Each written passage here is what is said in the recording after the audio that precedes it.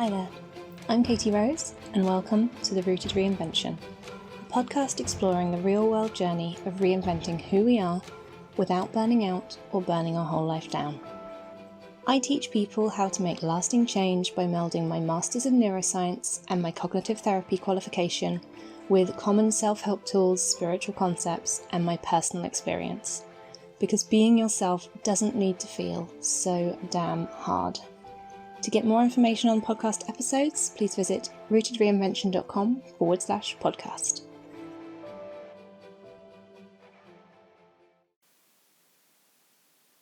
One of the things that continually comes up in my work is around motivation to change.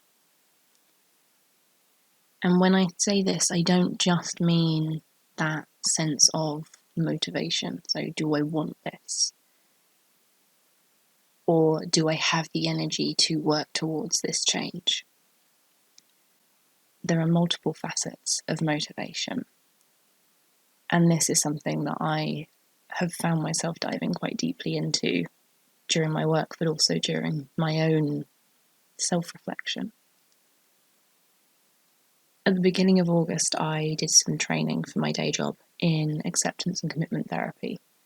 And I've come to recognise that despite talking and teaching about motivation for over a decade, there's a step that I haven't talked through very much, or I haven't covered very much. And this step is willingness. So today I'm going to talk a little bit about the kind of 3 steps. So one being having a why, why do you want to change? Why don't you want to stay where you are? What's the difference? What's your motivational piece of, well, actually, I want to be better, I want to improve, I want to change this about my life. What is that reason? Curiosity, which is about engaging with the process of change, and what does this feel like, and what would this look like, and what am I looking to do? How would this look? What's the next step? And then the piece that I've recently come to almost have words for is willingness, and being willing to change, because change is always uncomfortable, and it's about being willing to feel that discomfort, even when we don't want to be uncomfortable. So let's dive in. One of the things they spoke about around making change was willingness. And this is something that, if you're anything like me, you'd go, well, duh. Well, yeah, you need to be willing to make the change. That makes sense. That's part of motivation. That's where the desire to change comes from. The way they worded willingness was new to me. So we talked about what willpower is, and willing yourself to do something, pushing yourself to do something even if you don't want to, and completely wanting to do something, or waiting until you feel ready, which I've talked about before on the podcast, about waiting to feel ready, so I will link that in the show notes. But they then worded this willingness as being willing to feel uncomfortable, because what you want and your motivation beyond that feeling is strong enough.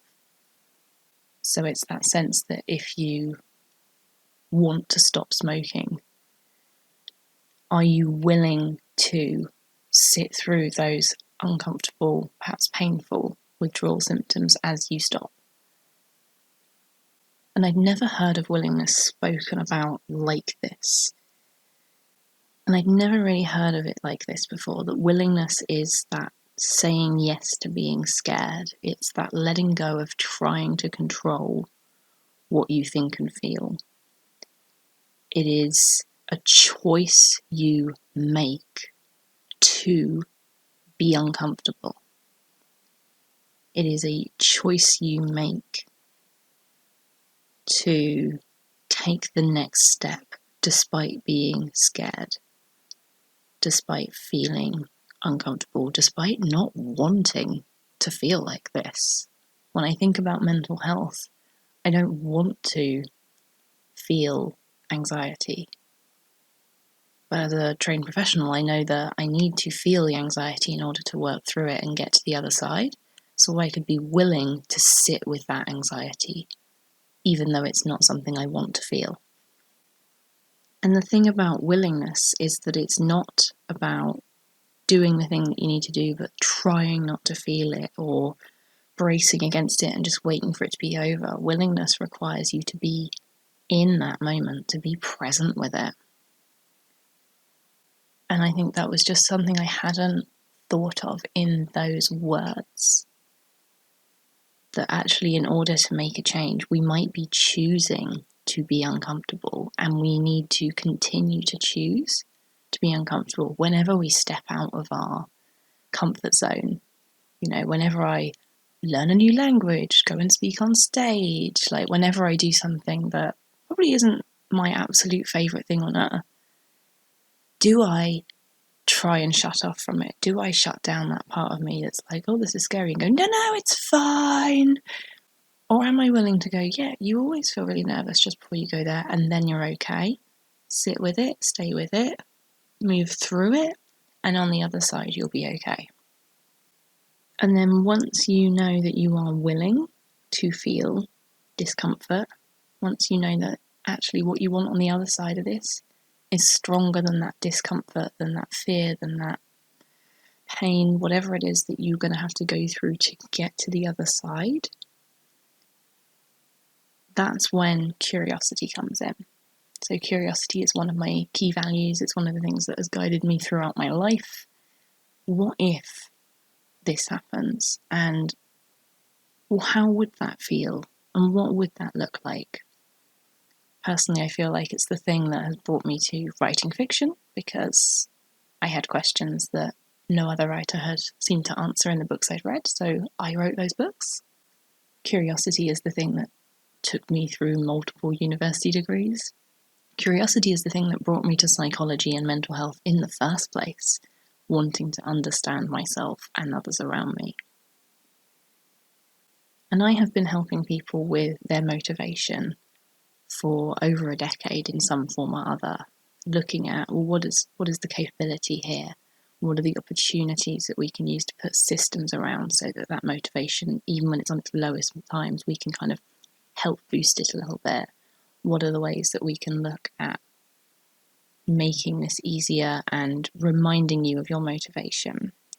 Again, I've got plenty of articles about finding your why and the importance of that, which again I can link in the show notes. This concept of willingness and the way it was worded was so new to me that I have been looking into it more and more and trying to get my head around how much of this have I been using without knowing it, how much of this is new to me, because you can be willing to take the next baby step. You can feel willing in your heart to do the next thing, even if it's scary, uncomfortable, painful. If what you want on the other side is stronger than where you are right now, that's where your motivation comes in, and that's where willingness is born.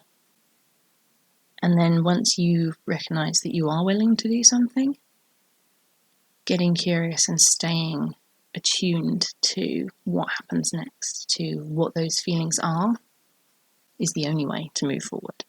So when we're looking at motivation, as much as we talk about, have a big why, have a good reason, remind yourself of it, put it on the mirror, all of the things that I see in self-help books, don't forget that there are 3 parts to motivation.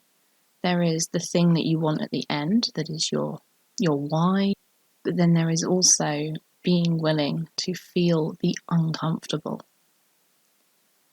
The willingness to push when you don't feel ready, because you probably never will. The willingness and acceptance that you are committed to this path and that it's gonna feel hard and it's gonna be difficult. And still you are willing to go through that hard and that difficult because of what you want on the other side.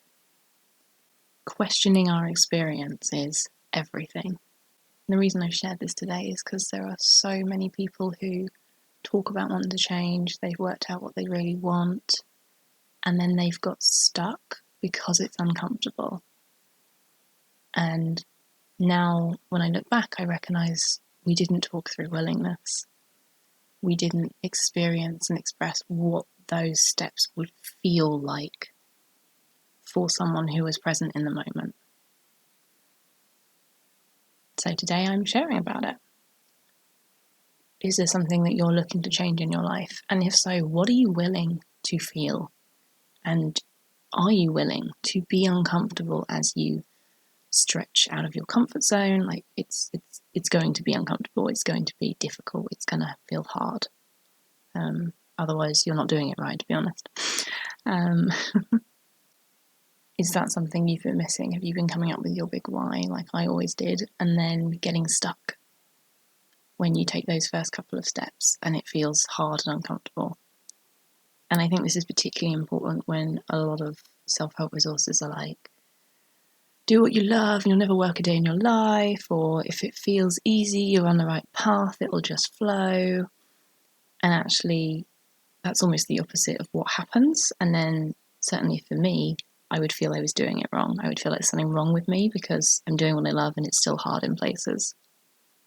So today, this is your permission to be human, to find things difficult and still tap into your curiosity, open up that willingness, and move toward what you want.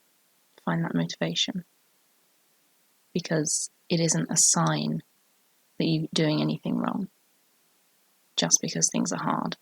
Life is meant to be hard. We as humans and the human experience is all about ups and downs, feeling multiple feelings, often feeling feelings at the same time that clash with each other, which is called cognitive dissonance. We get that a lot. Humans are very good at having that.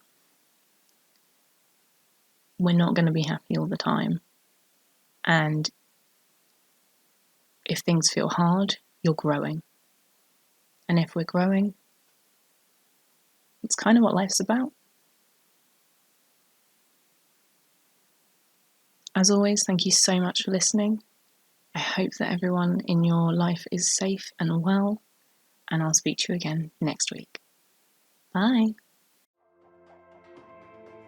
Thanks for listening, and as always, you can find out more at rootedreinvention.com.